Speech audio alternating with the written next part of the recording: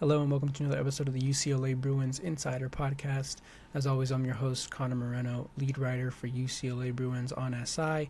And today we're going to go ahead and go into part 2 of our listing of names that are kind of linked, or a few names that might be notable for UCLA's coaching vacancy following DeShaun Foster's firing.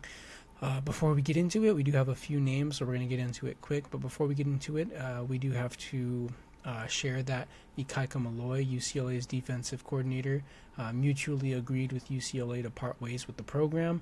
Ben Bolch of the LA Times later revealed that Malloy kind of couldn't bring himself past blaming himself, and even pioneered for him to get fired instead of DeShaun Foster. Now, that kind of speaks to his persona and his personality. He's very passionate about it, and he was very close with Foster and the rest of the coaching staff, and he really felt that he, especially defensively, UCLA was struggling to begin the season. I think that was their biggest crutch in their first 3 games was their defense, and I guess Malloy just felt like it was his fault, felt like he should have been the martyr for what transpired this season. But without further ado, let's go ahead and get right back into it with some more notable names. First, we're going to get into, because yesterday's list that we talked about, I didn't finish it just because we ran out of time, so we're going to go ahead and kind of finish that list real quick with Jonathan Smith from Michigan State. He is Michigan State's head coach right now. Another one of the bigger names that has been linked to UCLA. He took Michigan State's job as head coach 2 years ago, but there is a world where he could have stayed West Coast. He has some Big Ten knowledge. He has recent success with the Spartans, especially this season, but he's had more resources at his disposal. If UCLA were to add him and bring back the West Coast native, then you could look up for a bright future in the program. The next person we're going to get into is Dan Mullen, UNLV, who actually beat UCLA this season. We talked about Jason Eck last episode. Actually, no, we're going to get into Jason Eck as a little wild card, but he's off to a strong start with UNLV this season. They are 3-0 or 4-0. I'm not too sure of their record at the moment, but he has done a great job with UNLV this year, and so he is looking like a really good candidate. I do think it's a long shot, though. I don't think that UCLA, or that he fits UCLA's timeline, so I don't think that Dan Mullen would be one of the better options, which is why we're going to get into some better options here, starting with a reported front runner, which is D'Anton Lynn. He is the defensive coordinator for USC. He's actually a name familiar with UCLA. He was the Bruins defensive coordinator in 2023, and he's since assumed that position with the crosstown rivals with the Trojans. And The Athletic's Bruce Feldman reported that he was a front runner for the position early. He said sources briefed on the Bruins strategy said UCLA's most influential supporters connected to the football program think very highly of Lynn, who has improved what was a dreadful Trojans defense. In addition to being able to connect with players, Lynn's even-keeled personality, measured approach, and attention to detail have made a lot of folks big believers in him. So D'Anton Lynn is definitely a big name to watch out for this position. And another big one I would say is Tony White. He's the defensive coordinator for Florida State. He's also a familiar name among UCLA circles. In fact, he was in the running for the coaching vacancy 2 years ago before DeShaun Foster was hired.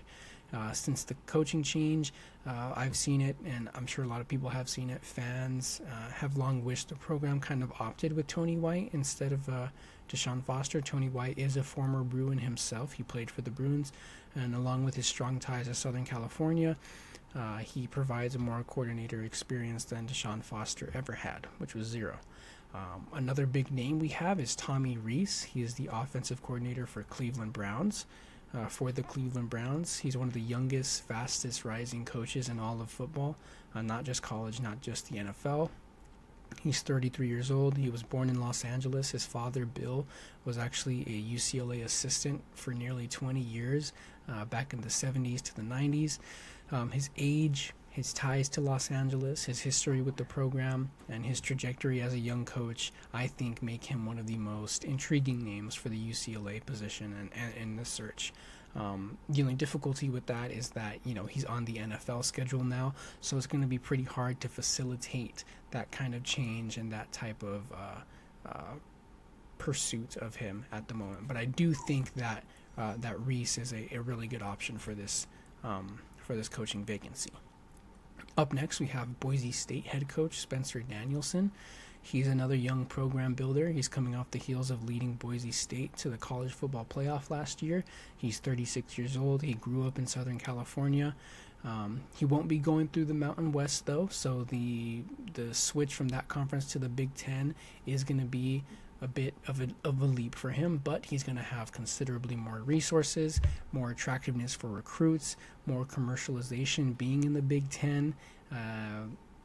He kind of falls in the pool of young program builders with experience, and most importantly, he can change things in Westwood, I think, just like he has in Boise State.